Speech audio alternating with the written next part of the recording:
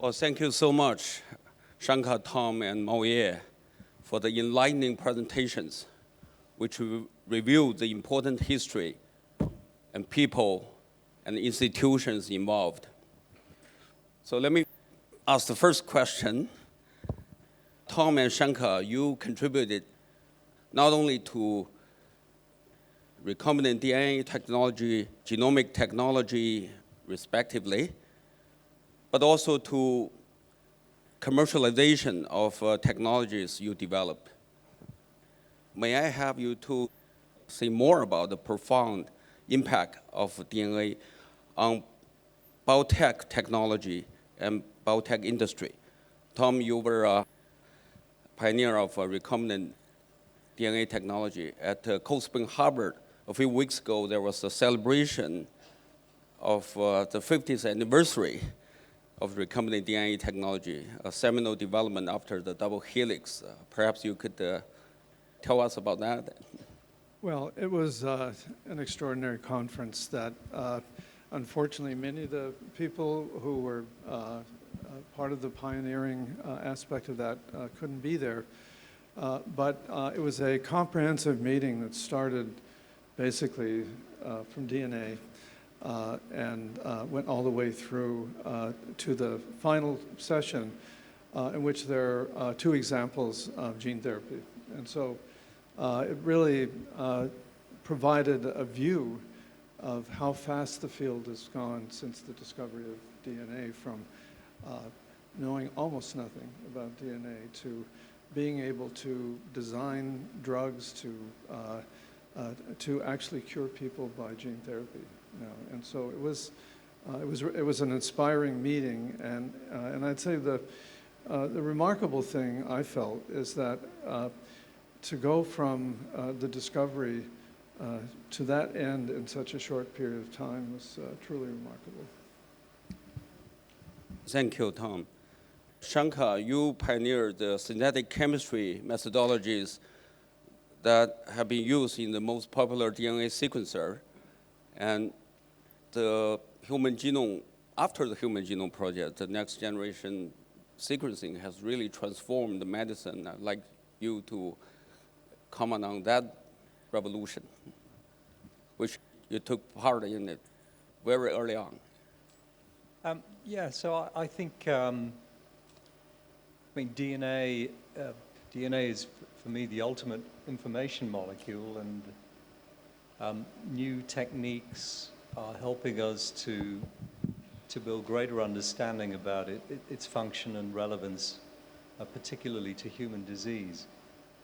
So I think we've heard about a number of inflections that stem from the original work on the DNA double helix to sequencing, molecular biology. I think a lot of science and fundamental and applied transformation is driven by methodology leaps.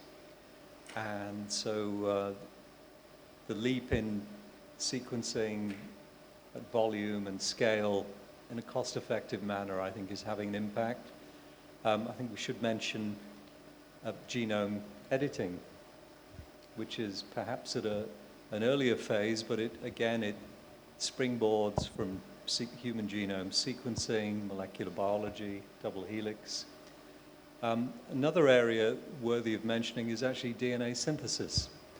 Marvin Carruthers and colleagues were involved in the phosphoramidite synthesis, which means we can dial an oligonucleotide today. I think that is worthy of perhaps more recognition because it enables everything else. So I think the confluence of all these inflections means we're, the rate of discovery and potential for commercial applications that stem from this area, for me, it's accelerating still. Indeed, great. Mao, you are a close friend of Jim Watson, and you talk about how Jim co-founded Cold Spring Harbor Asia with you. In Jim's video, he talked about how important that he went to Cambridge. a place with a lot of smart people, and smart people interact each other. I think the interaction and communication among scientists is probably in the DNA of Cold Spring Harbor. Perhaps you could. Yeah, indeed. Thank you, Sunny, for mentioning about that. And as Tom also mentioned in his sharing, that is a phage group. Max Delbruck and Salvador Lauria started a phage group in Cold Spring Harbor Laboratory in the 40s. Actually, Jim Watson as one of the most productive as a result of phage group, because back then they tried to look for the genetic elements, or they didn't know a double helix. They just want to know physical aperiodic, just like Schrodinger say, the aperiodic crystal element, which can explain for genetics passage. And Jim Watson was very active as student brought by Salvador Lauria to Cold Spring Harbor Laboratory, first time in 1948. So because of his personal, his personality, Jim knew that DNA, nucleic acid, was the genetic material, back then in 1940. And then we have to looking back that not many people know that concept that DNA, nucleic acid, was the actual genetic material. Most people think that probably protein is. So from his personal experience, by interacting with top scientists and also people working on the forefront of research, Jim gained that information, and quickly he decided after his PhD he wants to pursue the structure of a DNA. He thought that once you understand the structure of DNA, probably you are one step closer to the nature of a gene. So that's why he shared so many times with me and with all the colleagues. I'm sure Tom and Shankar was among also his friends, that in science, social interaction, personal interaction is such an important thing. And I think Jim has a very famous saying that science actually social, is such a social process. Okay. Thank you, Moya. Now, Tom, you went to Cambridge as well, briefly at MRC with Mark Potashny, right? Yes. Yeah. That was that was a time in which we were really pursuing the detailed mechanisms by which the operator-promoter regions of phage lambda work, and that was my postdoctoral project. And we had defined it in various ways with restriction enzymes and isolating the DNA, but we didn't have the sequence. So Mark Potashny cornered Fred on the ski lift at one of the Keystone meetings, and the ski lift was stalled, and so we had plenty of time to work on him. And he invited, Fred invited us there, and we sequenced the first 27 nucleotides of the operator. But that was an incredible experience being there. Many of you probably know that Tom was the author of the Bible for molecular cloning, which was translated to many languages, including Chinese. This year's Nobel Prize in medicine was given to mRNA vaccine. Well, just for the students here, Tom developed this T7 plasmid that allowed massive production of messenger RNA, large quantity, and that was still used nowadays and actually used in this mRNA vaccine. Actually, I would like to go back to Jim's role in the manual now that you bring it up. That Jim has a deep passion for education, and the books that he's written, as I mentioned in my words, would be transformational for the field. I mean, without molecular biology, gene and cell, it would be very difficult for the field to advance the way it did. But the story of the manual is that after we cloned the globin gene locus, Jim invited me to teach a course. And as you probably know, that's one of the major efforts at Cold Spring Harbor. There are several courses every summer in which they bring in faculty to work on, to present special things. And the first course that we taught was on molecular cloning.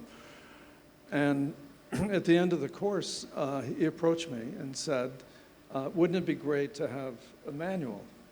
And I thought, what? You know, so he saw how important it was. He recognizes the impact that the manual had, which the three authors, Sam Brook, Fritsch, and I, really didn't, I think, appreciate at the time. But it did, in fact, as we know, have a huge impact. But that was Jim's idea. It was, you know, just didn't come out of the blue. Didn't you say that he gave you some lab space to continue the work on the molecular cloning at Harvard? Well, that was during the Cambridge City Council moratorium on recombinant DNA research, in which we had made full-length double-stranded cDNAs, but we couldn't clone them. And so Jim offered me space at Cold Spring Harbor. I went there for 2 years, and we developed the full-length cDNA cloning methods there. And so Jim has a way of knowing what's going on, recognizing interesting and important things, and making it happen. Shankar, I didn't get to meet Quick. Did you have interactions with him? So I met Jim actually for the very first time in Cold Spring Harbor. There was a meeting to celebrate Fred Sanger and sequencing, and the history of sequencing. So that was my first encounter with him, and well, it was incredible to meet him. You know, he was a legend that I'd grown up on. His book, that for me was an inspirational book about the process of scientific discovery. I completely subscribe to the view that social interactions in discovery research is it's hugely undervalued, actually, and I think to some extent the way a lot of research is going and how it's structured and the pressures are perhaps pushing young people away from these types of interactions. So I think it's reassuring speaking to him to really understand and subscribe to that view. So it was an incredible meeting. Thank you. Biotech industry, both of you involved so much in it, but you haven't commented on that yet. We have a lot of people from biotech here. Yeah. Oh, it's actually a point I should have made earlier, and that is that what was so remarkable is that once it was possible to clone genes and to put them into cells, how fast the biotech industry advanced. Within really only a few years, major biotech companies were formed and biologics were produced. And it was so straightforward and worked so rapidly that it really set the stage for the more difficult biotech companies later on that required, you know, more complex technologies and more difficult biology. But I think that one of the reasons why the biotech industry has succeeded was that rapid movement from cloning a gene to making a drug, a protein-based drug, factor VIII, factor IX, erythropoietin, and so on, in cells and culture. Okay, we have a question from the audience. Shandong. Hi, Tom. I wish you to share your story about the time you were developing SP6 mRNA production in vitro, as well as a pioneer attempt to develop a PCR in your laboratories? Well, I mean, with respect to SB6, we had cloned, this was when I was at Caltech, we had cloned the human beta globin locus, and we were interested in studying splicing because that had been discovered shortly before that. And so we were trying to find a way of producing substrates to work out the detailed mechanism of RNA splicing. And so there was a postdoc that came to the lab from Berkeley who worked on T7 and SB6. He brought with him a lot of polymerase. And so we made the plasmids and were able to make substrates for beta globin. And that really turned out to be the fundamental way splicing studies were carried out from then on, because every aspect, both autocatalytic and normal splicing, are much obviously easier if you can make a substrate with no limitation. Well, thank you. Well, that being the case, let me ask each of you to use a sentence or two to summarize your take-home messages for the audience about double helix discovery. Perhaps we could start with you, Moye. I think personally, the way I look at the discovery of a double helix is it's a historical defining moment which transformed biology from a descriptive methodology kind of science to real information science. Okay, and another take-home message is that education, it's just like Tom mentioned, that Jim has such a passion, great passion about education. Education is really the core of science and of a human civilization. Thank you, Moye. Shankar, please. Well, I come from a chemistry background, so one of the central goals of chemistry is to understand the relationship between molecular structure and function. And in that regard, the double helix discovery and Watson-Crick base pairing as a molecular mechanism for transferring information and storing information is, for me, the best paradigm for how to do that. But what I would say, and we're going to hear about this from some of the speakers in this conference, that there are many dimensions and levels of mechanism and information transfer potential from DNA that go beyond the Watson-Crick base pairing. So what I would say to parting message is there is much more to understand about DNA and much more information it can give us that goes way beyond genetics. Thank you, Shankar. Tom.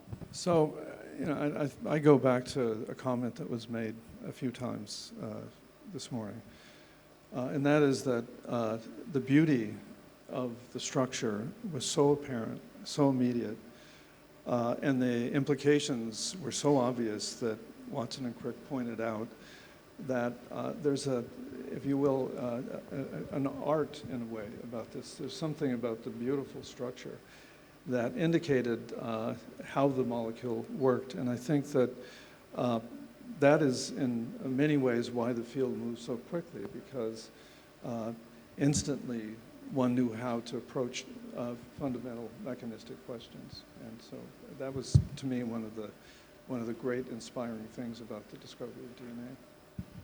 Thank you, Tom. You're right. Double helix continues to inspire us to unravel the mystery of the life processes. If I may also say one sentence, and that would be some fields, for example, neurobiology, in my view, doesn't quite have the double helix in that field. That is the breakthrough that transformed the field. So I say people, especially the young scientists and students in the audience, dream big, because that is how breakthroughs are done. Well, that concludes the historical session. Please join me to thank the three panelists